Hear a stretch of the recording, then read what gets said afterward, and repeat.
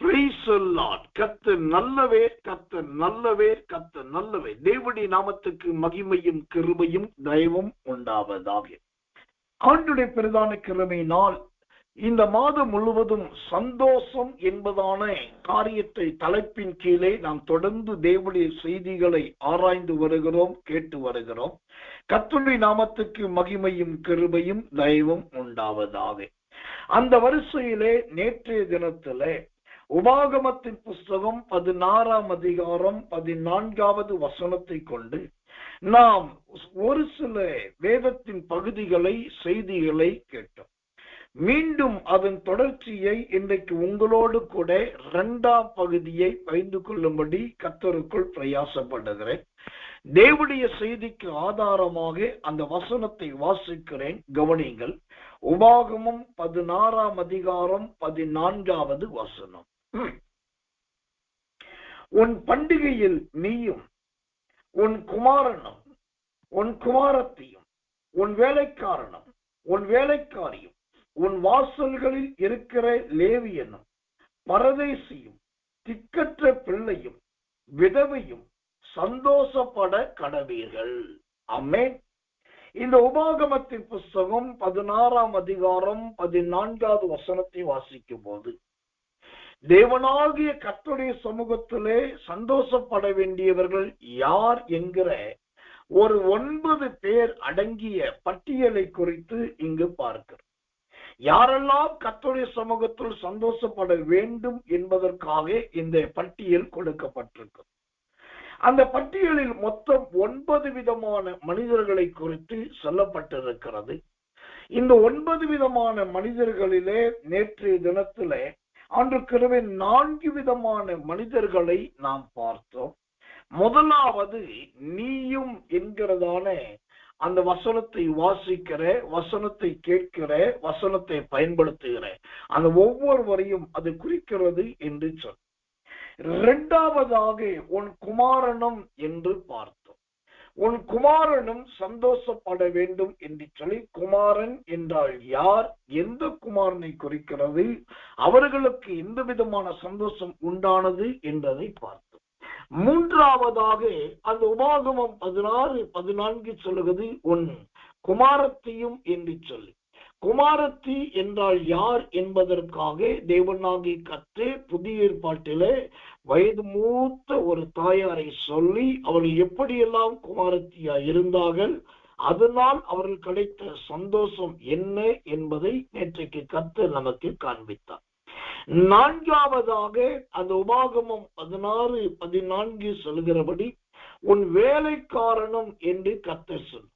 வேலைக்காரன் என்றால் யார், எப்படிப்பட்டவர்கள் வேலைக்காரர்கள் என்றும் அந்த வேலைக்காரர்களுக்கு தேவன் வைத்திருக்கிற சேமம் என்ன என்பதெல்லாம் சொல்லி, கர்த்தர் அல்லவர் அந்த வேலைக்காரர்களில் 2 விதமான வேலைக்காரர்கள் என்று கர்த்தர் சொன்னார். ஒன்று பிழைப்புக்காக ஜீவிக்கிற வேலைக்காரன், 2வது ஆவியிலே ஆத்துமாவுக்காக பிழைக்கிற வேலைக்காரன் என்று சொல்லி, பிழைப்புக்கான வேலைக்காரன் என்றால் யார், ஆவியிலே பிழைக்கிற ஆத்துமாவுக்கான வேலைக்காரன் என்றால் யார் என்பதையெல்லாம் மிக தெளிவாக, திட்டமாக, வசனத்தின் அடிப்படையிலே ஆதாரபூர்வத்தோடு ஏற்ற ஓமைகளோடு தேவனாகிய கர்த்தருடைய ஆவியானவர் நமக்கு சொல்லிக் கொடுத்தார். இந்த சந்தோஷம் என்பதற்கு தலைப்புக்கு இந்த உபாகமம் 16ஆம் அதிகாரம் 14ஆம் வசனத்தை எடுத்து பிரசங்கம் பண்றதே நிறைய பேருக்கு ஆச்சரியமா இருந்தது. இந்த வசனத்துல என்ன ஒரு பொருள் இருக்கு, இந்த வசனத்துல என்ன ஒரு வார்த்தை இருக்குது, இதுல அப்படி பெரிய சந்தோஷத்தை குறித்து விளக்கம் எல்லாம் இல்லையே, இது எப்படி பேசுகிறார் என்று அல்லது பேச போகிறார் என்று நினைத்தார்கள். ஆனால் ஒரு பொருளும் இல்லாமல், தொடர் வார்த்தையும் இல்லாமல், பெரிய விளக்கமும் இல்லாமல், வியாக்கியானமும் இல்லாமல் இருக்கிற அந்த வசனத்திலிருந்துதான் குடும்பத்துக்குரிய, தனிப்பட்ட ஜீவியத்துக்குரிய மெய்யான சந்தோஷத்துக்கான எல்லா உபதேசத்தையும் ஆண்டவர் கற்றுக் கொடுத்தார். இதிலிருந்து என்ன தெரிகிறது, தேவனுடைய வசனம் அது எந்த வசனமானாலும் அந்த வசனம் ஏற்ற சமயத்துக்கு ஏற்றபடி அது கண்டிப்பாய் கிரியை செய்யும், கண்டிப்பாய் மாற்றத்தை கொடுக்கும். நடந்த ஒரு சம்பவத்தை சொல்லி உங்க விசுவாசத்தை தூண்டிவிட்டு அதன் பின்பு நான் தேவனுடைய சத்தத்துக்குள் போக விரும்புகிறேன். அதாவது எந்த வசனமும் எந்த நேரமும் பயன்படும் என்பதற்காக ஒரு நடந்த சம்பவம். ஒரு நாள் தேவனுடைய மிஷனரி ஊழியத்துக்கு ஒப்பு கொடுத்த ஒரு சகோதரன் சகோதரி 2 பேரும் தங்கள் சொத்து ஆஸ்தி எல்லாவற்றையும் விற்று கொடுத்து விட்டு அவர்கள் நீண்ட நெடிய பிரயாணம் பண்ணி ஒரு பெரிய அடர்ந்த காட்டுக்குள்ளே மிஷனரி ஊழியத்துக்காக போனாங்க. அங்க போன பின்பு வெளி உலக தொடர்பு எதுவுமே கிடையாது. அங்க மற்ற வாகனங்கள் போக்குவரத்து கிடையாது. இவர்களுக்கு என்ன நடந்தாலும் யாரும் உதவி செய்ய முடியாது. அப்படிப்பட்ட ஒரு உள்தங்கிய காட்டு பகுதி. இவங்க எவ்வளவு மணி நேரம் பிரயாணம் பண்ணி சோத்திரம் இங்க இடத்துல வந்துட்டாங்க, சேர்ந்துட்டாங்க. இப்ப மிஷனரி ஊழியத்தை செய்ய ஆரம்பிக்கிறார்கள். அங்க இருக்கிற அந்த காட்டுவாசிகள் மற்றும் ஆதிவாசி மக்களுக்கு அப்படியே ஊழியம் செய்து கொண்டிருக்கும் போது ஒரு நாள் மிஷனரி ஊழியத்தை முடிச்சுட்டு கணவனும் மனைவியும் அவங்களுடைய கூடாரத்துக்கு வந்தாங்க. அங்கே ஒரு டென்ட் அடித்து கூடாரத்தில் தான் தங்கி இருந்தாங்க. அந்த கூடாரத்தில் அந்த மனைவி ஆதாரங்களை ஆயத்தப்படுத்தி கொண்டிருக்கும் போது விறகு எடுத்து அடுப்புல வச்சாங்க. அடுப்புல வச்சு ஏதோ சுட வைக்க பாக்குறாங்க. திடீர்னு கையில சுருன்னு என்ன ஒன்று பட்டுச்சு. பட்டாக்கா அடுத்து பயங்கரமான வலி, தேல் கொட்டினதை போல அந்த காயம். அப்போ இவங்களுக்கு என்ன பண்றது தெரியல. அந்த அவருடைய மனைவி சோதரம் துடியாய் துடிக்கிறார்கள், வேதனையில அங்கலாய்க்கிறார்கள், கத்துகிறார்கள். அப்புறம் சோதரம் அடுத்து என்ன செய்யறது தெரியல. அப்போ இவர் உடனே மிஷனரி தானே, அவங்களுக்கு பெரிய ஆதரவு அங்கு கிடையாது அல்லது மருத்துவ உபகரணங்கள் இல்லை. அப்ப என்ன பண்றது, இவர் உடனே ஜெபிக்க ஆரம்பிக்கிறார். ஜெபித்த ஆரம்பித்த உடனே அவருக்கு ஒரு வசனம் ஆவியிலே வெளிப்பட்டது. எண்ணெய் பூசி ஜெபம் பண்ண கடவன் அப்படின்னு. எண்ணெய் பூசி ஜெபம் பண்ண கடவன். நல்லா கவனிக்க. எண்ணெய் பூசி ஜெபம் பண்ண கடவன் என்ற அந்த வார்த்தை கிடைச்ச உடனே இவருக்கு ஸ்ட்ரைக் ஆச்சு. ஓ, அப்போ என் மனைவி இவ்வளவு துடிக்கிறாங்க, எண்ணெய் பூசி ஜெபம் பண்ணா சரியாயிரு சொல்லி நேரடியா எண்ணெயை தேர்ந்து போறாரு. தேங்காய் எண்ணெயை பார்த்து தேங்காய் எண்ணெயில் பொதுவாகவே காயம்பட்டாலும் அல்லது அடிப்பட்டாலும் அல்லது ஜெபிக்கிறது என்ன காரியமா இருந்தாலும் விசுவாசத்தோடு பண்ணாலும் நாம் தேங்காய் எண்ணெய் தான் யூஸ் பண்ணுவோம் அல்லது ஒலிவ எண்ணெய் தான் யூஸ் பண்ணுவோம். என்னதான் வல்லமையா ஜெபிச்சாலும் நாம் மண்ணெண்ணெய் எடுத்து பயன்படுத்த மாட்டோம். அது நம்முடைய விசுவாசம் கிடையாது. அப்படி சோத்திரம் அதுதான் அப்படிதான் நம்ம பழக்குவிக்கப்பட்டிருக்கோம். ஆனா இப்ப இவர் ஓடி போய் எண்ணெய் எடுக்க பார்க்கிறார். அங்க எண்ணெய் இல்லை. சோத்திரம் எலி கடித்து இந்த பாட்டில் எல்லாம் குடித்து ஒழுகி போயிருக்கு. கடைசியில தேடி அங்கங்க பார்க்கிறார். அப்ப அங்க பார்த்தா மண்ணெண்ணெய் இருந்துச்சு. அப்போ ஒரு யோசிச்சார், பைபிள்ல சோத்திரம் வியாதிப்பட்டால் மண்ணெண்ணெய் தேய்க்க கடவர்கள், நல்லெண்ணெய் தேய்க்க கடவர்கள், தேங்காய் எண்ணெய் தேய்க்க கடவர்கள், ஒலிவ எண்ணெய் தேய்க்க கடவுள் சொல்லலையே, எண்ணெய் பூசி ஜெபம் பண்ண கடவுள் தானே சொல்லி இருக்குது. அப்ப எந்த எண்ணெயை தடவுனா என்னன்னு சொல்லிட்டு நேரா போனாரு. அதுல இருந்த மண்ணெண்ணெய் எடுத்தாரு, ஒரு சின்ன கிணத்துல ஊத்தினாரு, கைய வச்சு சோத்திரம் பண்ணி ஜெபம் பண்ணாரு. எண்ணெய் பூசி ஜெபம் பண்ண கடவுள் என்று சொன்னீர் ஆண்டவரே, இந்த மண்ணெண்ணெயை நான் ஆசீர்வதிக்கிறேன், நசுனாக இயேசுவின் நாமத்தில் வல்லமையா மாறுவதாக சொல்லிட்டு அந்த மண்ணெண்ணெய் எடுத்து மனைவிக்கு அந்த சரீரத்துல அப்ளை பண்ணிட்டு ஸ்தோத்திரம் பண்ணி ஜோமணி விட்டார் பாருங்க. அடுத்த சில நிமிடங்களில் ஒரு 10-15 நிமிடத்துல அந்த சகோதரி நல்ல பலனடைந்து எழுந்து விட்டார்.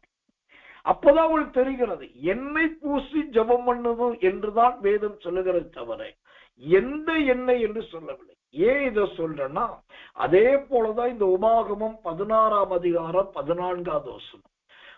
எல்லாருக்கும் தெரிந்த சரளமான நிறைய இணை துணை வார்த்தைகள் நிறைந்த வசனத்தை கொண்டுதான் ஆண்டவரால் பேச முடியும் என்பது அல்ல.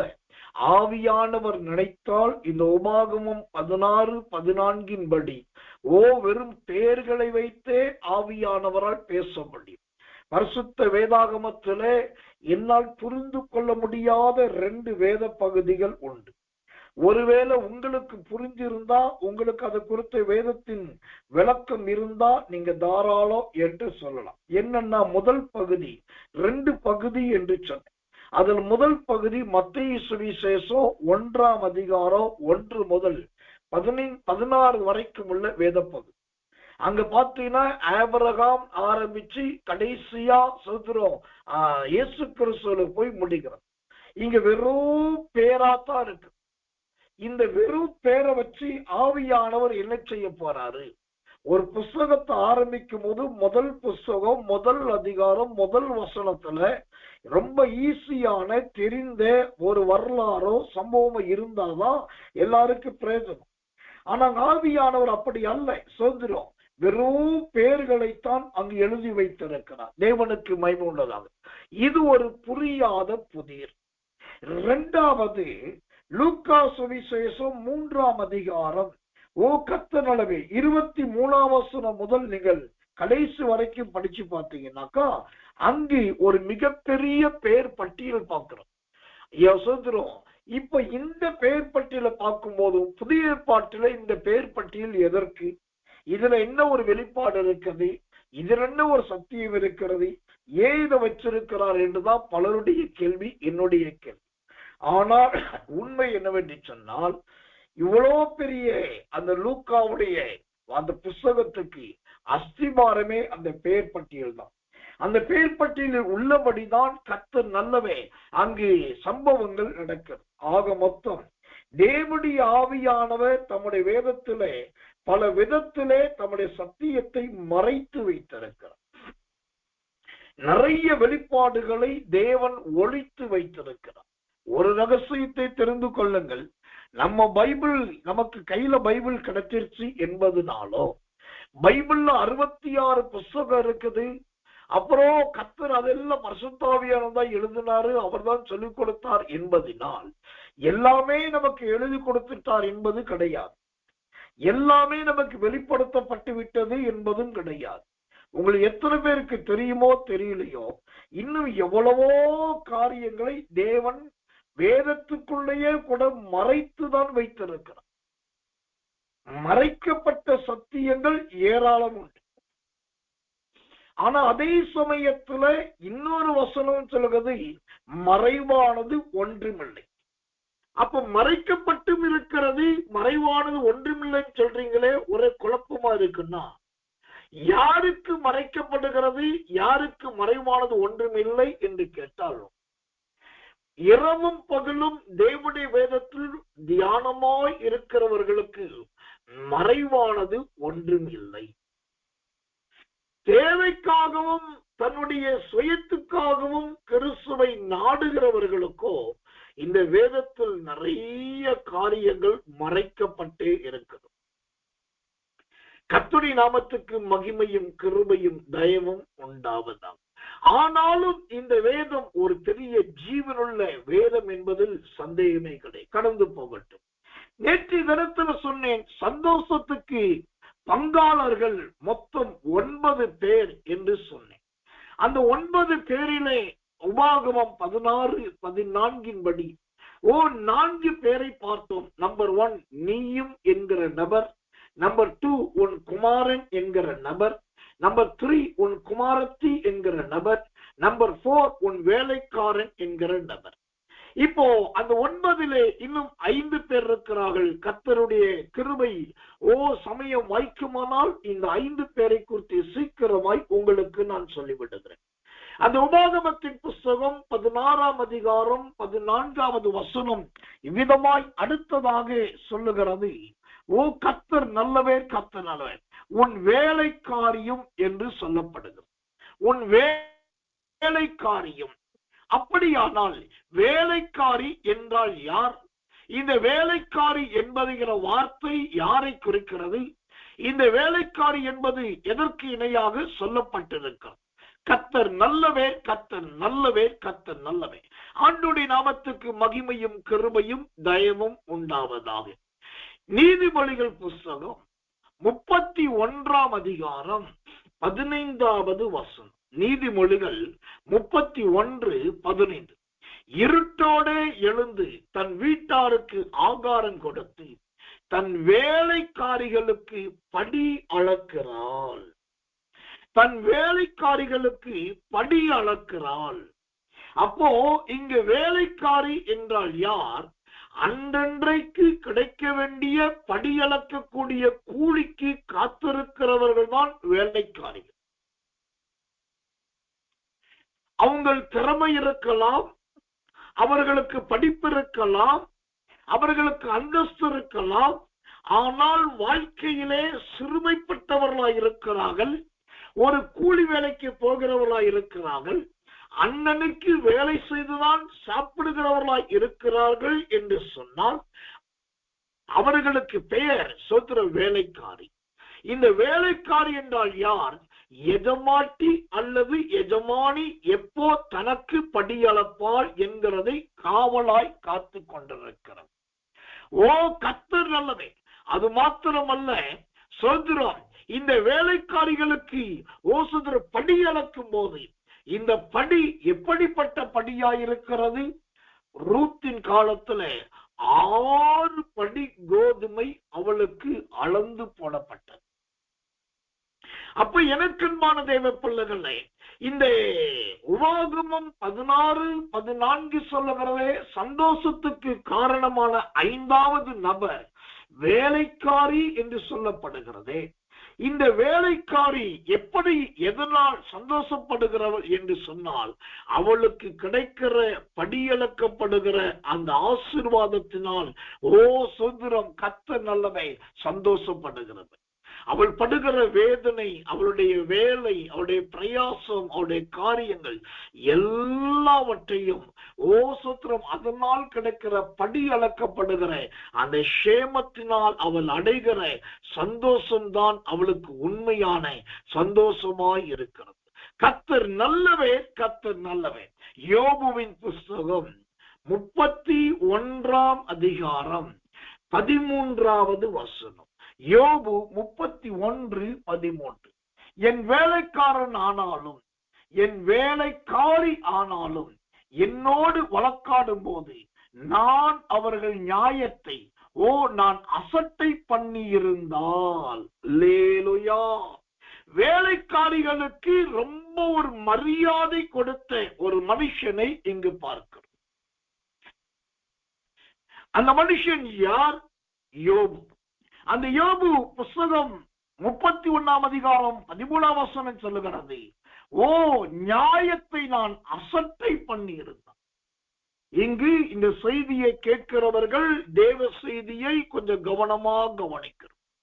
சந்தோஷத்துக்குரிய 5வது நபர் யாருன்னா வேலைக்காரி. வேலைக்காரி யாருன்னா அன்னன்னைக்கு அளக்கப்படுகிற படியளவை காத்து கொண்டிருக்கிறவள்.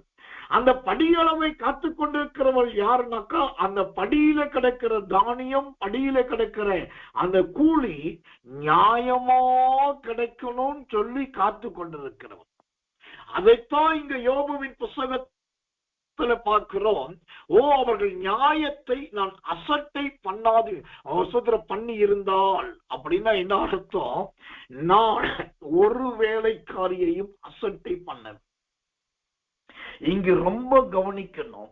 இந்த வேலைக்காரன் வேலைக்காரி 2 பேருடைய விளக்கத்தை சொல்லுங்கன்னா ராத்திரி முழுக்க நான் இந்த உங்க 2 பேரை மத்து விளக்கம் சொல்லுவேன். அதில் வேலைக்காரனை குறித்து அல்லது வேலைக்காரியை குறித்து விளக்கம் தெளிவா நீங்க சொல்லுங்கன்னாக்கா நான் பைபிளை மூடி வச்சுட்டு வாழ்க்கையின் சருதையோடும் ஜீவியத்தின் அனுபவத்தோடும் கடந்து வந்த பாதையோடும் நிறைய சொல்லப்படும். நான் அடிக்கடி சொல்லுவதை போல நான் நடந்து வந்த பாதைகளையும் கடந்து வந்த பாதைகளையும் மறைப்பதே கிடையாது. குறிப்பிட்ட அளவுக்கு மேலே வந்த பின்பு ஒருவரும் தன்னை குறித்து கடந்த கால சிறுமைப்பட்ட காரியங்களை சொல்ல தயங்குவாங்க.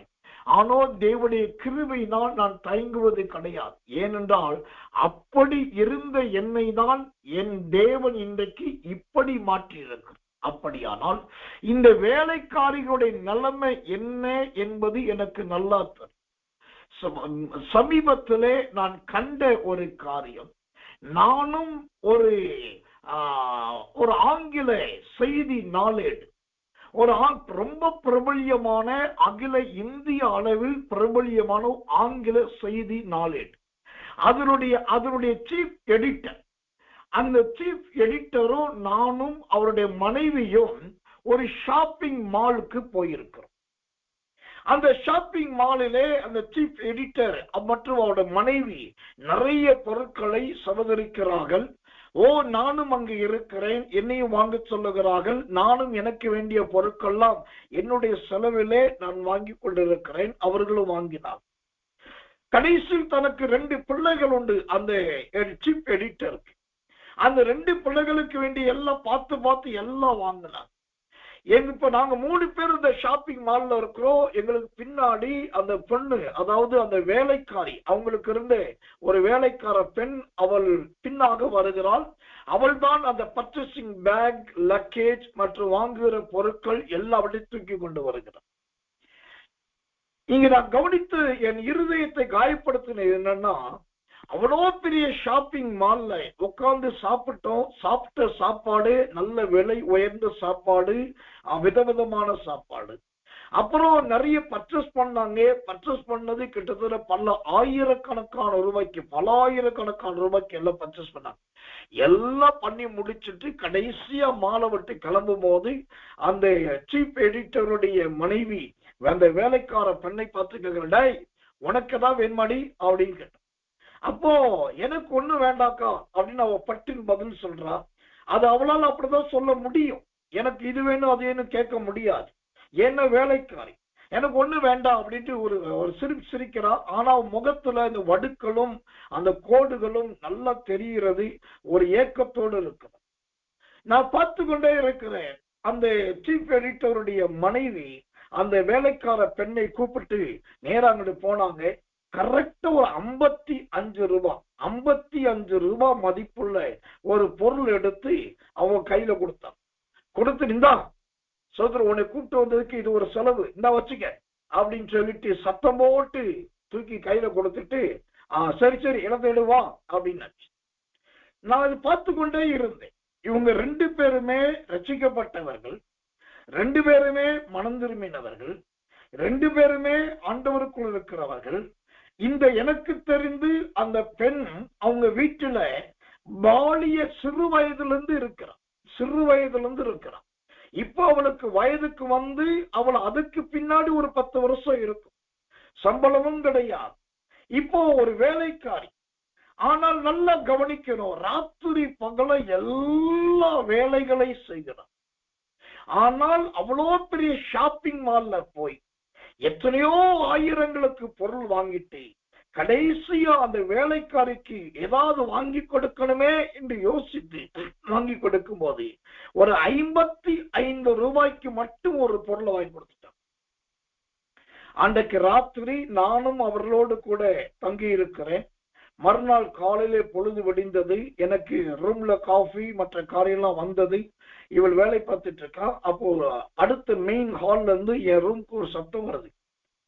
ஒழுங்க வேலையை பாரு, நேற்று மெனக்கட்டு கூட்டு போய் உனக்கு அவ்வளவு செலவழிச்சு உனக்கா இவ்வளவு 55 ரூபா நான் செலவழிச்சிருக்கிறேன், நீ ஒழுங்க வேலை பறிச்சு. அது திரும்ப சொல்லி காட்டி குத்தி காட்டி ஓசுதான் அதை சொல்லி வேலை வாங்குறதை என் அறையிலிருந்து பார்த்தேன். அதை கேட்ட போது இருதயமே உடைந்தது.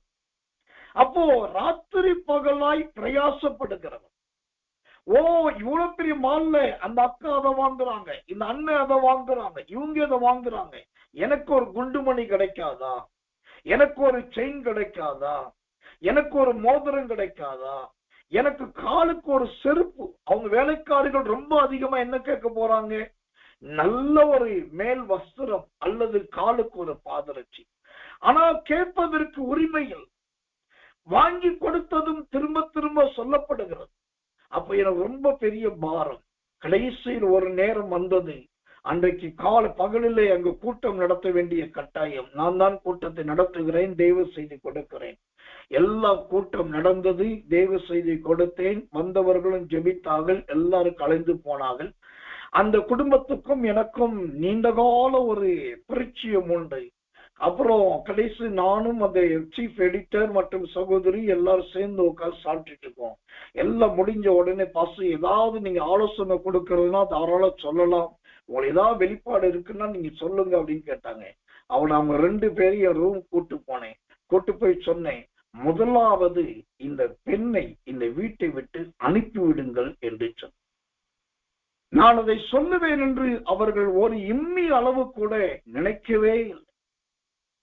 நான் சொன்ன முதலாவது இந்த பெண்ணை இந்த வீட்டை விட்டு அனுப்பிவிடு, இங்க வைத்திருக்காதீர்கள். இங்க வைத்திருந்தால் உங்களுக்கு பெரிய சாபம். அவளுடைய தாய் யாரென்று தெரியாது, தகப்பன் யாரென்று தெரியாது.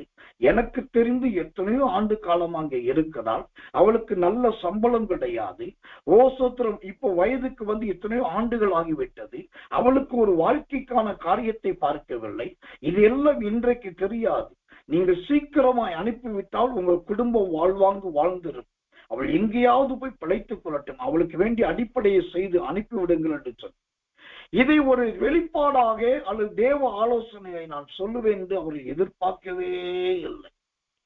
அதன் பின்பு அவர்களுக்கு மிகப்பெரிய ஒரு மனஸ்தாபம் உண்டாகிவிட்டது என் மீது.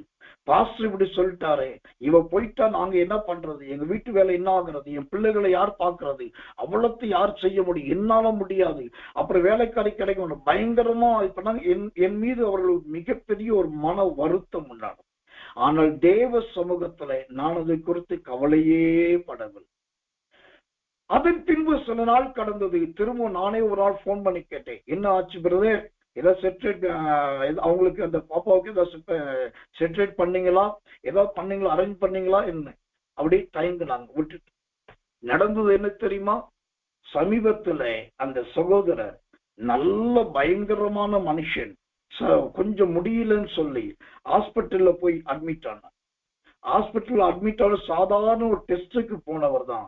அடுத்து ஜஸ்ட் ஒவ்வொரு மணி நேரத்துக்கு ஒரு முறை உடல்நிலையில் மாற்றங்கள் வந்தது.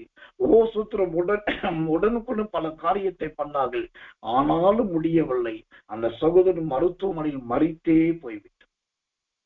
அதன் பின்பு அந்த சகோதரி இருக்கிற பட்டணத்தை காலி பண்ணிவிட்டு அங்கிருந்து சொல்லாமல் கொள்ளாமல் வேறு பட்டணத்துக்கு வர வேண்டி வந்தது.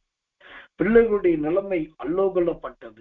ஓசுத்திரம் அதன் பின்பு அவர்கள் சந்தித்த இன்னல்களும் இடரல்களும் ஏறால்.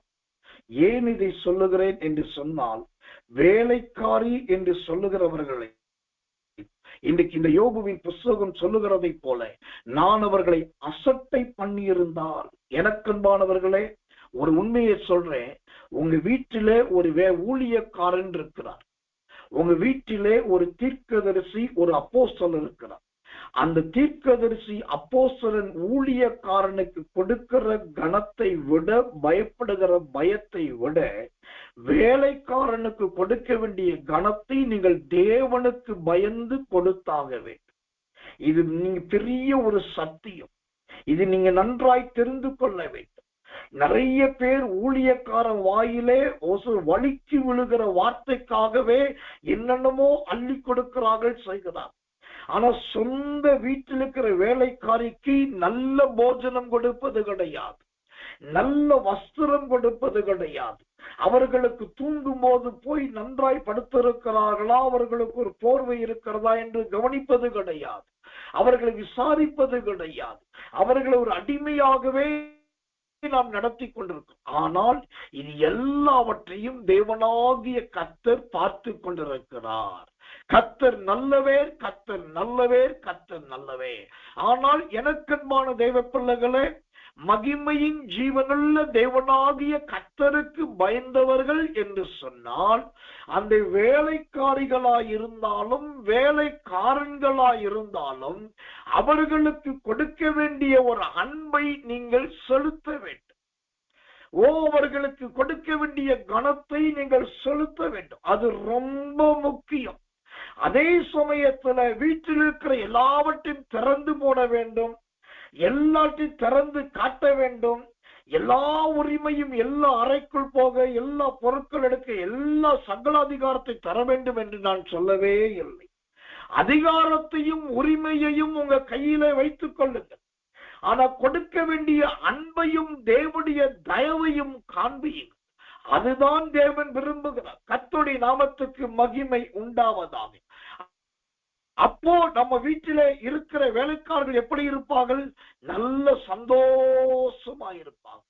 உங்களுக்கு தெரியும், ரூத் என்கிற சொல்கிறான் அருமையான ஒரு ஸ்திரியை குறித்து. இந்த ரூத்தின் புஸ்தகத்துல வேலைக்காரியை குறித்து ஏறத்தாழ 4 முறைக்கு மேலே வேதத்தில் சொல்லப்பட்டிருக்கு. 4 முறை 5 முறை வேலைக்காரி என்ற வார்த்தை ரூத்தின் புஸ்தகத்தில் சொல்லப்பட்டிருக்கு. மொத்த அதிகாரமே 4 அதிகாரம் தான். அந்த 4 அதிகாரத்துல வேலைக்காரி என்ற வார்த்தை 5 முறை ஆவியானவரால் எழுதப்பட்டது. அப்போ கர்த்தர் நல்லவர், கர்த்தர் நல்லவர்.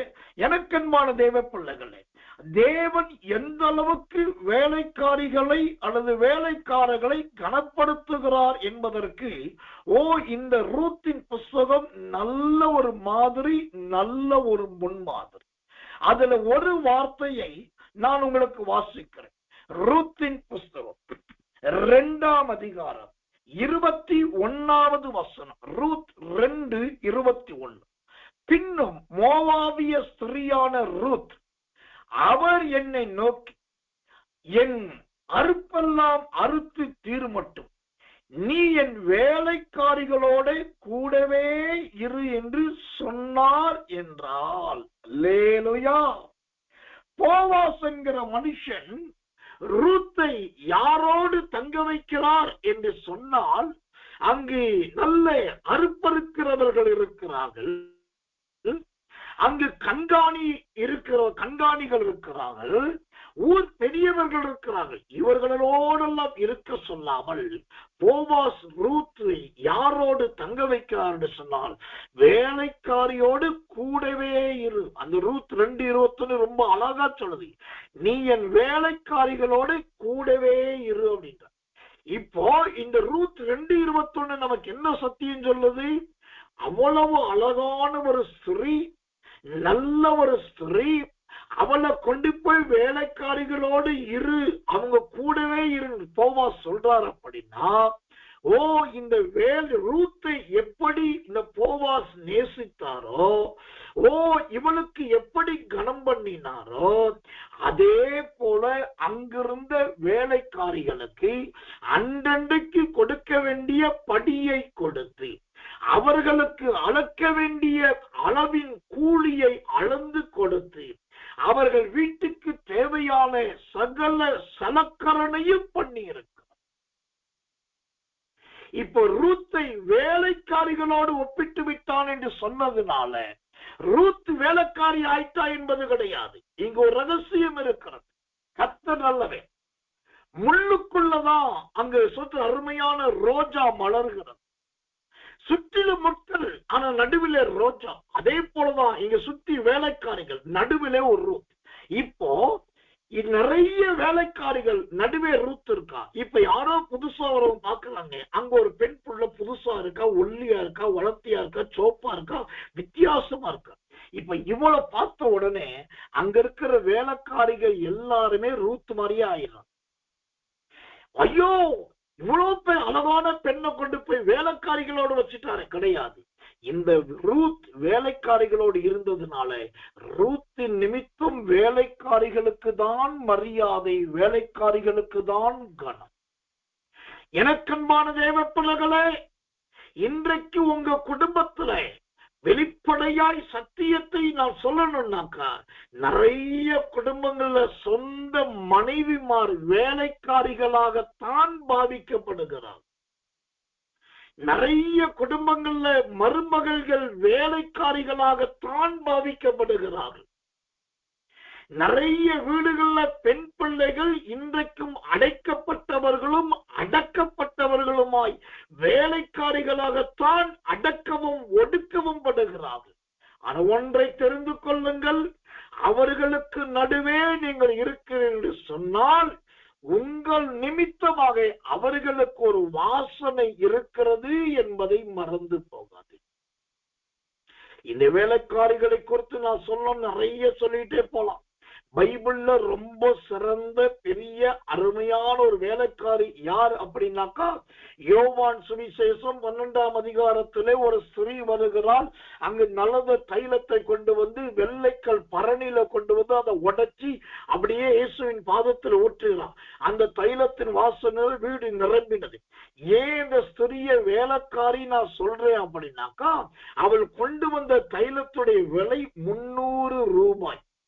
300 ரூபான்னு என்ன அர்த்தம்னாக்கா, ஏறத்தாழ கர்த்தர் நல்லவர், ஒரு நாளைக்கு ஒரு நாள் முழுக்க வேலை பார்த்தா 1 ரூபாய் தான் அன்னைக்கு சம்பளம் கொடுப்பாங்க. ஒரு பணம், 1 ரூபாய் கிடையாது, ஒரு பணம் கிடைக்கும். அப்போ அவள் கொண்டு வந்தது 300 பணம். 300 பணம் என்பது ஏறத்தாழ 300 நாட்களுக்குரியது. அப்போ தினமும் அவள் வேலைக்கு போய் சபதரித்த அந்த பணம், அந்த பணத்துல இருந்துதான் ஒரு வெள்ளைக்கல் பரணிய வாங்கி அந்த பரணிக்குள்ள தைலத்தை ஊற்றி கொண்டு வர்றான்.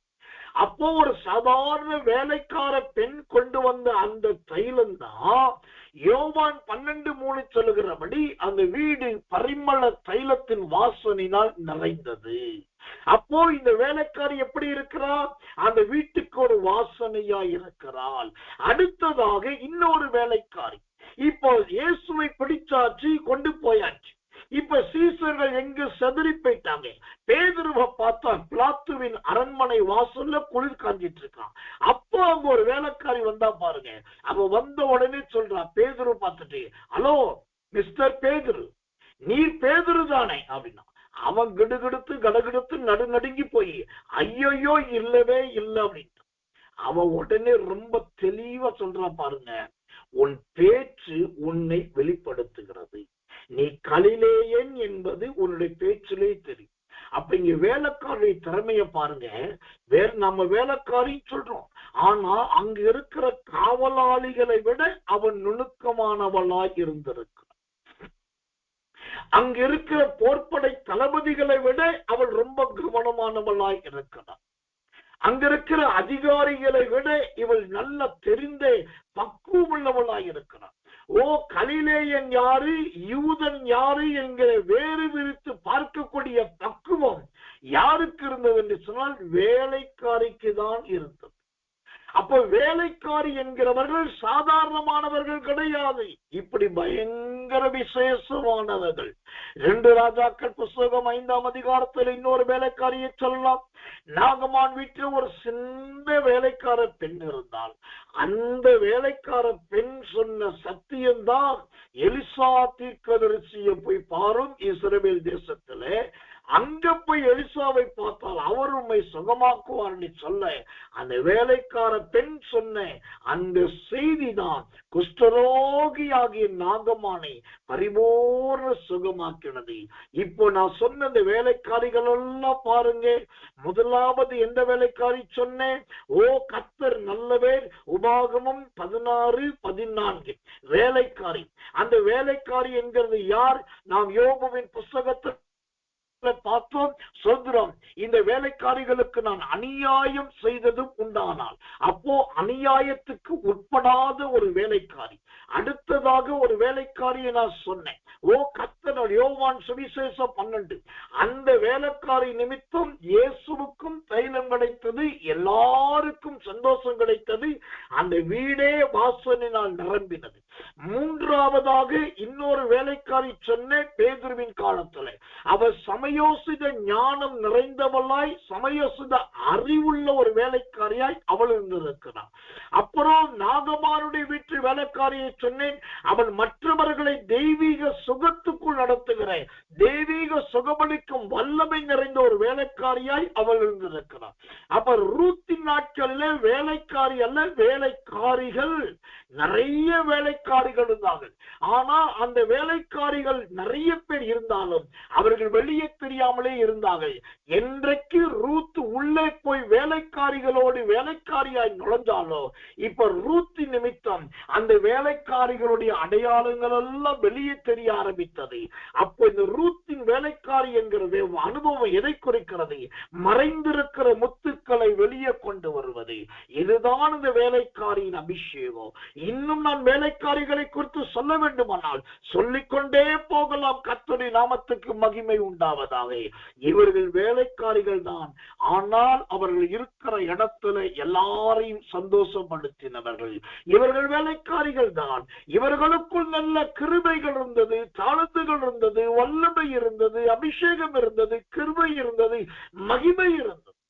இவர்கள் தெய்வீக சுகமாக்குகிறவர்களாய் இருந்தார்கள், சமய சுக ஞானம் நிறைந்தவர்களாய் இருந்தார்கள். இப்படி ஏராளமாய் நான் சொல்லிக் கொண்டு போகலாம். அப்ப எனக்கன்பான தெய்வ பிள்ளைகளே, உபாகமம் 16:14 படி இந்த சந்தோஷம் 5வது யாருக்கு? வேலைக்காரிகளுக்கு. இன்று முதல் ஒரு தீர்மானம் பண்ணுங்க. உங்க வீட்டிலேயோ உங்க வீட்டு பக்கத்தில் இருக்கிற வேலைக்காரனையோ வேலைக்காரியோ உதாசீனமாய் நினைக்காதீர்கள். அவர்களும் தேவன் நமக்கு கொடுக்கப்பட்ட நல்ல கிருபை பெற்றவர்கள் தான். கர்த்தர் நல்லவே, கர்த்தர் நல்லவே, கர்த்தர் நல்லவே. 6வதாக யார் சந்தோஷத்துக்கு காரணமானவர்கள் என்று சொன்னால், அந்த உபாகமம் 16:14 சொல்லுகிறது, லேவியனும் என்று பார்க்கிறோம். கர்த்தர் நல்லவே, கர்த்தர் நல்லவே, கர்த்தர் நல்லவே. லேவியனும். எனக்கன்பான தேவ பிள்ளைகளே, இந்த லேவியன் என்றால் யார்? இந்த லேவியனும் என்கிற வார்த்தை அல்லது லேவியனும் என்பதற்கு ஆண்டவர் கொடுக்கிற அர்த்தம் என்ன? தேவனுடைய நாமத்துக்கு மகிமையும் கிருபையும் தயவும் உண்டாவதாக. இந்த லேவியன் என்றால் யார்? உபாகமம் 16:14 படி 6வதாக இந்த லேவியனை குறித்து ஒரு வசனத்தை வாசிக்கிறேன். லூக்கா சுவிசேஷத்தின் புஸ்தகம் 10ஆம் அதிகாரம் 32வது வசனம். லூக்கா 10:32 வாசிக்கிறேன். அந்தபடியே ஒரு லேவியனும் அந்த இடத்துக்கு வந்து அவனை கண்டு பக்கமாய் விலகி போனான். கர்த்தர் நல்லவே. இங்கு லேவியன் சந்தோஷத்துக்குரியவன் என்று பார்க்கிறோம். அப்போ லேவியன் சந்தோஷத்துக்குரியவன் என்று சொன்னால் அந்த லேவியனுடைய குணம் நல்லதா இருந்திருக்கும். ஆனா இங்க லூக்கா 10:32 சொல்லுகிறது, ஓ சுத்திரம், எருசலேமிலிருந்து ஒரு மனுஷன் எரியோவுக்கு போனான். போகிற வழியிலே கல்லர்கள் அவனை படுத்தார்கள். கொலை உயிரும் குற்றீருமாய் கடந்தான். இப்ப உயிருக்கு போராடி கொண்டிருக்கும் போது அந்த வழியாக ஒரு லேவியன் வருகிறான். இந்த லேவியன் வந்து இந்த காயப்பட்ட மனுஷனை பார்த்து குடிக்க தண்ணீரும் உடம்புக்கு எண்ணெயும் கொடுத்து அவனை தூக்கி கொண்டு போய் ஏதோ கட்டு போடுவார் என்று பார்த்தால் இந்த லேவியன் ஒண்ணுமே செய்யல. வேதம் சொல்லுது, அவனை கண்டு பக்கமாய் விலகி போனான். அப்ப இந்த லேவியன் என்பது எதை குறிக்கிறது? தேவையில்லாத பிரச்சனையில் தலையிடாதவன் என்று தெரிகிறது. ஆனா அதே சமயத்துல காயம்பட்டவர்களை கண்டும் மனம் இலகாதவனாய் இருந்தவன் தான் இந்த லேவியன். ஆனால் இப்படி காயம்பட்டவர்களை கண்டு கூட மனமிளகாமல் விலகி போகிறவனாயிருந்த இந்த லேவியனில் இருந்துதான் இன்னொரு லேவியனை கர்த்தர் உருவாக்கினார். அல்லேலூயா. அந்த இன்னொரு லேவியனை உருவாக்கினார் பாருங்க. அந்த தேவனால் உருவாக்கப்பட்ட லேவியன் தான் பின்னாட்களில் அப்போஸ்தலர்களுடைய சீசனாகவும் அப்போஸ்தலர்களால் ஆறுதலின் மகன் என்று அர்த்தம் கொள்ளப்பட்ட பர்னபா என்றும் அழைக்கப்பட்டார். அப்போஸ்தலர் நடவடிக்கைகள் புஸ்தகம் 4ஆம் அதிகாரம் 36வது வசனம். அப்போஸ்தலர் 4:36. சீப்ரு தீவானும் லேவியனும் அப்போஸ்தலராலே ஆறுதலின் மகன் என்று அர்த்தம் கொள்ளும் பர்னபா என்னும் மறுபேர் பற்றவனுமாகிய யோசே என்கிறவனும். அல்லேலூயா. இங்கு ஒரு லேவியனை பார்க்கிறோம். இந்த லேவியன் எப்படின்னாக்கா, நல்ல அப்போஸ்தலர்களால் வாழ்த்து பெற்றவன், நல்ல ஆறுதலுக்கு பங்காளியாய் இருந்தவன், நல்ல அர்த்தம் உள்ளவன், தன் பெயரை மறுபெயராய் மாற்றிக்கொண்டவன். இவ்வளவு நல்ல அடையாளங்கள் இந்த லேவியனுக்கு கொடுது. இப்ப கவனிக்கணும். லேவியனில் 2 லேவியனை சொன்னேன். ஒருவன் காயம்பட்டவனை கண்டும் பக்கமாய் விலகி போனான். இன்னொருவனோ எல்லாருக்கும் ஆறுதலின் மகனாய் விலகு. இது எதை குறிக்கிறது? நாம் கிறிஸ்துவுக்குள் வரும்போது கூட லேவியனாகத்தான் வந்தோம். உள்ளே வரும்போது கோபம் இருந்தது, ஆக்ரோஷம் இருந்தது, உதவாத குணம் இருந்தது, ஒத்துழைக்காத தன்மை இருந்தது, பாவம் இருந்தது, மீறுதல் இருந்தது. உலகத்தான் போலவே தான் உள்ள வந்தோம். எனக்கு எதுக்கு வம்புன்னு சொல்லி இல்லாட்டி விலகி விலகி விலகி விலகி விலகி விலகி விலகி போகிறவர்களா இருந்தோம். ஆனா என்றைக்கு நாம் ஆண்டவருக்குள் வந்தவுடனே ஆண்டவர் நம்மை விட்டு விலகி போகாமல் அவர் நம்ம பக்கத்துல வந்து அவருடைய ரத்தத்தினால் கழுவி சாட்சியின் வசனத்தினால் உறுதிப்படுத்தி அவருடைய குமாரன் குமாரத்தி என்று முத்திரை தரித்தாரோ அன்றைக்கே நம்முடைய பழைய மனுஷன் செத்தான். பழைய ரூபம் அழிந்தது. இப்ப என்ன நடக்குது? எங்கனாலும் ஓடணும், யார பார்த்தாலும் உதவி செய்யணும், எந்த நேரத்திலும் ஒத்தாசை செய்யணும், யார் எதை கேட்டாலும் முடிஞ்சதை பண்ணணும் என்கிற நல்ல ஒரு இருதயம் வந்ததே. இது எப்படி? இதுதான் அந்த மனம் திரும்பின லேவியன்.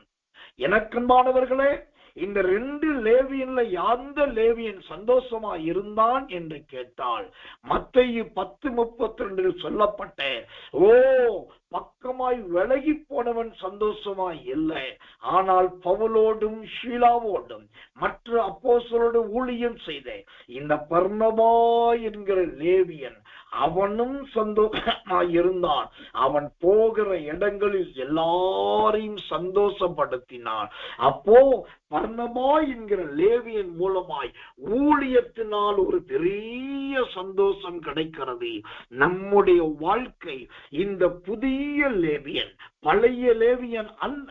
மனம் திரும்பின, ஒப்பு கொடுத்தேன், பரிதாபப்படுகிற, சமாதானம் பண்ணுகிற அந்த லேவியனான் மாறினா நம் நிமித்தம் எல்லாரும் சந்தோஷப்படுவார்கள், எல்லாரும் களி கூறுவார்கள்.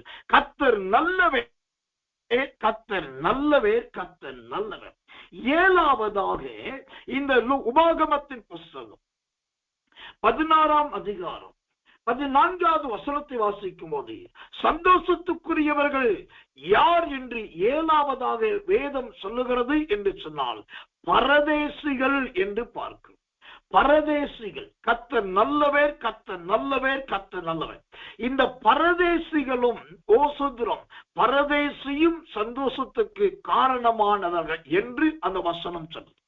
இப்ப முதலாவது நீயும் என்று பார்த்தோம், 2வது குமாரனும் என்று பார்த்தோம், 3வது குமாரத்தி என்று பார்த்தோம், 4வது வேலைக்காரர் என்று பார்த்தோம், 5வது வேலைக்காரி என்று பார்த்தோம், 6வது லேவியனும் சந்தோஷத்துக்கு பங்காளி என்று பார்த்தோம்.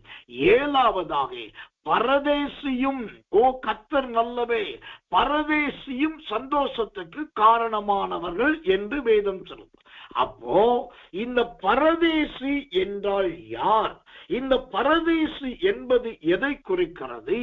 வேதத்திலிருந்து ஒரு வசனத்தை கர்த்தர் நல்லவர், கர்த்தர் நல்லவர் வாசிக்கிறேன், ஜெபத்தோடு கவனிங்கள். 1 பேதுருவின் புஸ்தகம் 1ஆம் அதிகாரம் 17வது வசனம். 1 பேதுரு 1:17. அன்றியும் பட்சபாதம் இல்லாமல் அவனுடைய கிரியைகளின்படி நியாயம் தீர்க்கிறவரை நீங்கள் பிதாவாக தொழுது கொண்டு வருகிறபடியால் இங்கே பரதேசிகளாய் சஞ்சலிக்கும் அளவும் பயத்துடனே நடந்து கொள்ளுங்கள். அல்லேலூயா. இந்த உபாகமம் 16-14 சொல்லப்பட்ட 7வது சந்தோஷத்துக்குரியவர் யாருன்னா பரதேசி. இந்த பரதேசி என்று பவுல், அதாவது அப்போஸ்தலனாகிய பேதுரு யார சொல்றாருன்னா, இன்னைக்கு இருக்கிற ஒவ்வொரு விசுவாசிய பார்த்துதான் அவர் சொன்னாரு, நீ விசுவாசியா நீ ஒரு பரதேசி, நீ ரட்சிக்கப்பட்ட விசுவாசியா நீ ஒரு பரதேசி, நீ ஞானஸ்நானம் எடுத்த விசுவாசியா நீ ஒரு பரதேசி, திருவிருந்தெடுக்கிற விசுவாசியா நீ ஒரு பரதேசி, சபைக்கு போகிற விசுவாசியா நீ ஒரு பரதேசி. தேவனை விசுவாசித்து விசுவாச வாழ்க்கை வாழுகிற ஒவ்வொரு விசுவாசியும் ஒரு பரதேசி என்று நான் சொல்லவில்லை, அப்போஸ்தலனாகிய பேதுரு சொல்லுகிறார். ஒருவேளை என்ன எப்படி போய் நீ பரதேசின்னு சொல்ல போச்சு அப்படின்னு சட்டையை பிடிக்க வந்தா நீங்க என்னைய பிடிக்க வரக்கூடாது. முடிஞ்சா ஓடி போய் பேதுருவின் சட்டையை பிடிங்க. அவர் என்ன பதில் சொல்றாரு பார்ப்போம். எனக்கன்பானவர்களே, அப்ப பரதேசி என்பது யார்? பரதேசி என்றால் யார் தெரியுமா? பிறப்பினால் உண்டாகி கொஞ்ச நாள் வாழ்ந்து இறப்பினால் மறைகிறவர்களுக்கு பேர்தான் பரதேசி. பிறப்பினால் உண்டாகி கொஞ்ச நாள் வாழ்ந்து இறப்பினால் மறிக்கிறவர்களுக்கு பேர்தான் பரதேசி. அப்போ இந்த செய்தியை பிரசங்கிக்கிற நானும் ஒரு பரதேசி. இந்த செய்தியை கேட்கிற நீங்களும் ஒரு பரதேசி, ஆண்டவருக்காக வாழ்கிற, ஆண்டவருக்குள் இருக்க விரும்புகிற ஒவ்வொருவரும் ஒரு பரதேசிகள் தான். இந்த பூமிக்கு நாம் பரதேசியாய் வந்தோம். ஒரு நாள் பரதேசத்தை தேடி போக போகிறோம். அப்ப இந்த பூமியில் இருக்கும் போது ரெண்டு சந்தோஷம் நமக்குள் இருக்கணும். என்ன சந்தோஷம்னா, ஒண்ணு நாமும் கர்த்தருக்குள் சந்தோஷமா இருக்கணும். ரெண்டாவது, நம் கூட இருக்கிற எல்லாரையும் நாம் சந்தோஷமாய் வைத்துக் கொள்ள வேண்டும். அது ரொம்ப முக்கியம். பழைய ஏற்பாட்டு காலத்து பரதேசிக்கும் புதிய ஏற்பாட்டு கால பரதேசிக்கும் நிறைய வித்தியாசம் உண்டு. அவைகளை விலக்கி சொல்ல நேரமில்லை. ஆனா சத்தியத்தின்படி பார்த்தால், பேதுரு சொல்லுகிறதை போல நாம் பரதேசிகளாய் இங்கு வாழ்ந்து கொண்டிருக்கிறோம். இதில் ஜாக்கிரதையாய் நடந்து கொள்ளுவோம், ஞானமாய் நடந்து கொள்ளுவோம். நாம் பரதேசியா இல்லையா என்பது முக்கியமல்ல, அந்த பரதேசம் நமக்கு கிடைக்குமா என்பதுதான் முக்கியம். அந்த பரலோக தேசத்துக்கு பேர் தான் பரதேசம். அந்த பரதேசம் என்கிற பரலோக தேசத்தை அடையக்கூடிய ஒரு பரதேசியாய் மாற்றும் என்று ஜெபித்தால் ஆண்டவர் இந்த மகிமையான சந்தோஷத்தை ஆண்டவர் கொடுப்பார். கர்த்தர் நல்லவர், கர்த்தர் நல்லவர், கர்த்தர் நல்லவர். அந்த உபாகமத்தின் புஸ்தகம் 16ஆம் அதிகாரம் 14வது வசனத்தை வாசிக்கும் போது மூன்றாவதாக அங்கு பார்க்கிறோம், திக்கற்ற பிள்ளைகள் என்று பார்க்கிறோம். திக்கற்ற பிள்ளைகளுக்கு அந்த சந்தோஷம் என்று பார்க்கிறோம். சரி, பிள்ளைகள் என்றால் சரி, அது என்னையா திக்கற்ற பிள்ளைகள் அப்படின்னாக்கா, தங்க இடம் இல்லாதவர்கள், நல்ல ஆதரவு இல்லாதவர்கள். நம்ம பாஷையில சொல்லணும் அப்படின்னாக்கா, தாய் தகப்பன் இல்லாதவர்களுக்கு பேர் திக்கற்றவர்கள். அதற்கு வேதம் 2 வசனத்தை திக்கற்ற பிள்ளைகளுக்கு காண்பிக்கிறது. முதல் வசனம் சங்கீதம் 82ஆம் அதிகாரம் 3வது வசனம். 2வது வசனம் மல்கியாவின் புஸ்தகம் 3ஆம் அதிகாரம் 5வது வசனம். இந்த சங்கீதம் 82:3 பார்த்தா, ஏழைக்கும் திக்கற்ற பிள்ளைக்கும் நியாயம் செய்து அப்படின்னு பார்க்கும். அப்போ இந்த திக்கற்ற பிள்ளைகள் என்பதே ஏழைகளுடைய பிள்ளைகளை காண்பிக்கும். ஒன்று. இரண்டாவது, இந்த திக்கற்ற பிள்ளைகள் ஆவியானவர் யாரை சொல்லுகிறார்? மல்கியா 3:5 சொல்லுகிறது, எனக்கு பயப்படாமல் விதவைகளும் திக்கற்ற பிள்ளைகளுமாகிய. அப்போ விதவைகளுடைய பிள்ளைகள் திக்கற்றவர்கள். அப்போ எனக்கன்பானவர்களே, இப்ப ஏழைகளுடைய பிள்ளைகளையும் விதவைகளின் பிள்ளைகளையும் கூட ஆண்டவர் சந்தோஷப்படுத்துகிறார். சரி, பைபிள்ல விதவையின் பிள்ளைய சந்தோஷப்படுத்தினாரா?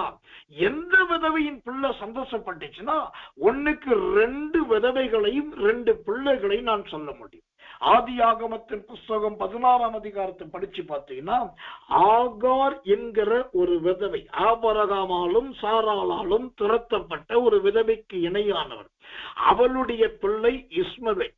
அந்த பிள்ளை வில்வித்தையில் வல்லவனான் என்று பார்க்கிறோம். அப்ப அந்த பிள்ளையால் ஆகாருக்கு ஒரு பெரிய சந்தோஷம் கிடைத்தது. இரண்டாவது, லூக்கா சுவிசேஷம் 7ஆம் அதிகாரத்திலே நாயினூர் பட்டணத்தை சார்ந்த ஒரு விதவை, அவளுடைய ஒரே வாலிப பையன் மரித்தான். இப்ப அவன் உயிரோடு வந்துட்டான்.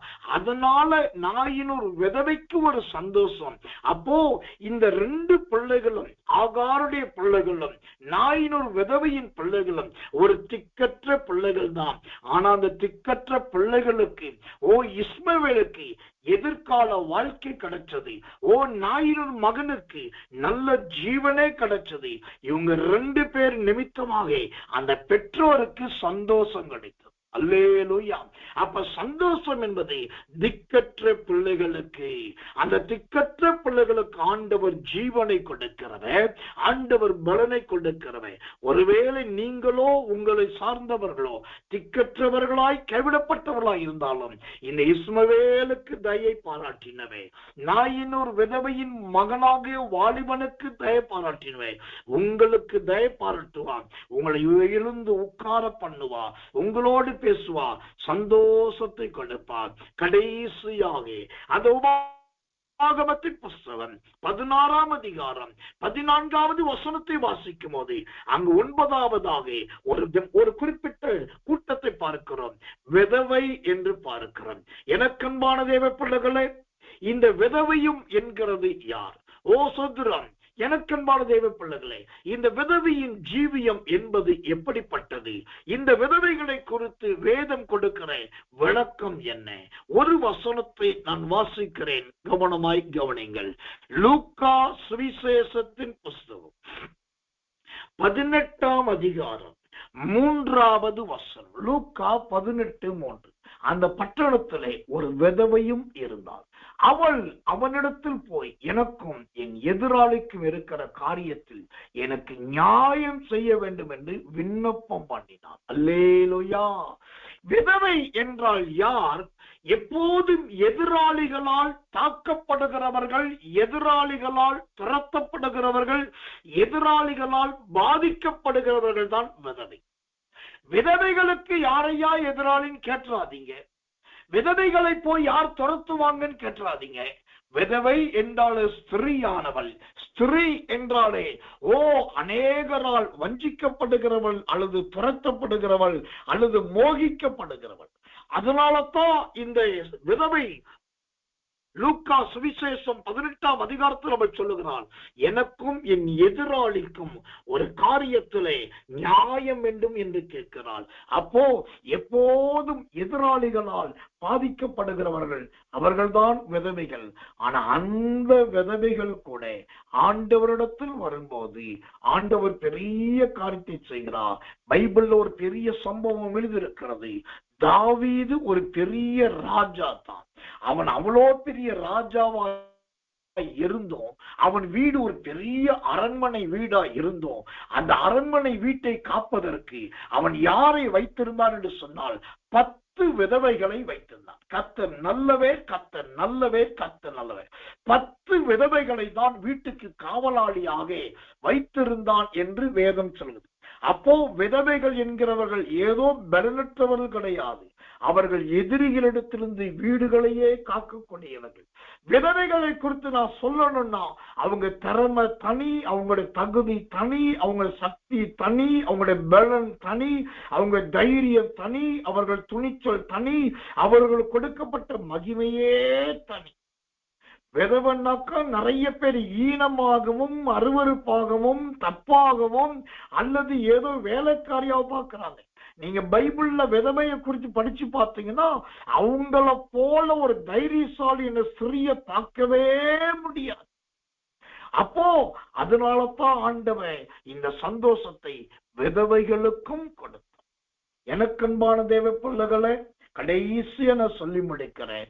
நீங்கள் யாரெல்லாம் சந்தோஷப்படுத்த வேண்டும் என்று சொன்னால் இந்த உபாகமம் 16:14 படி முதலாவது நீங்கள் சந்தோஷமாய் இருங்கள், 2வது குமாரனை சந்தோஷமாய் இருக்க விடுங்கள், 3வது குமாரத்தையே சந்தோஷமாய் பார்த்துக் கொள்ளுங்கள், 4வது வேலைக்காரனுக்கு வேண்டிய சந்தோஷத்தை கொடுங்கள், 5வது வேலைக்காரிகளுக்கு வேண்டிய பொருட்களை வாங்கி கொடுத்து சந்தோஷத்துல மகிழ பண்ணுங்கள், 6வது லேவியன் என்கிற ஓர் பர்னபாவின் ஆவி பெற்றவர்களாய் சமாதானத்தின் சந்தோஷம் உள்ளவர்களாய் இருங்கள், 7வது பரதேசிகளாய் வந்தவர்களும் போகிறவர்களுமாய் இருக்கிறவர்களோடு சந்தோஷமாயிருங்கள், 8வது திக்கற்ற பிள்ளைகளுக்கு சந்தோஷத்தின் காரணிகளாய் விளங்குகள், 9வது விதவைகளும் கர்த்தருக்குள் சந்தோஷமாய் இருப்பதற்கு நீங்கள் அவர்களுக்கு வழிவிடுங்கள். இந்த சந்தோஷம் இந்த 9 பேரோடு இருந்ததை போல 9 என்பதே 9 விதமான கனிகளையும் 9 விதமான வரங்களை குறிக்கிறது. அப்போ உங்களுக்கும் இந்த 9 விதமான சந்தோஷத்தை உங்க குடும்பத்துல, உங்க ஜீவியத்துல, உங்க வம்சத்துல, உங்க தலைமுறையில உங்களுக்கு தெரிஞ்சு எல்லாருக்கும் கொடுத்து அவர்களையும் சந்தோஷமா இருக்க வைத்து உங்களையும் கர்த்தர் சந்தோஷமா இருக்க வைப்பார் என்று கர்த்தருடைய ஊழியக்காரனாகி நான் மனதார உங்களை ஆசீர்வதிக்கிறேன். கண்களை மூடி நாம் எல்லாரும் கர்த்தரை ஸ்தோத்திரம் பண்ண போறோம். எல்லாரும் ஒருமனப்பட்டு ஆண்டவரே இந்த 9 விதமான சந்தோஷம் எங்க ஜீவியத்திலே நாங்கள் 9 மனிதர்களுக்கு சந்தோஷத்தை கொடுக்கிறவர்களாய் மாற்றும் என்று சொல்லி எல்லாரும் வாய்களை திறந்து கர்த்தரை ஸ்தோத்திரம் பண்ணுவோம். இயேசுவின் நாமத்தினால் நாம் ஜெபிப்போம். அன்புள்ள நல்ல பரமபிதா, நல்ல அருமையான இந்த சாயங்காலம் கடந்த ராத்திரி வேளையில் இந்த இரவுக்கு இரவு ஜெபத்தின் மூலமாய் நீர்வுடைய பிள்ளைகளோடு இடைப்பட்டு உபாகமம் 16-14 2 பகுதியிலே எனக்கு 5 விதமான மனிதர்களின் சந்தோஷத்தை குறித்து கேட்க உதவி செய்தீர் ஆண்டவரே.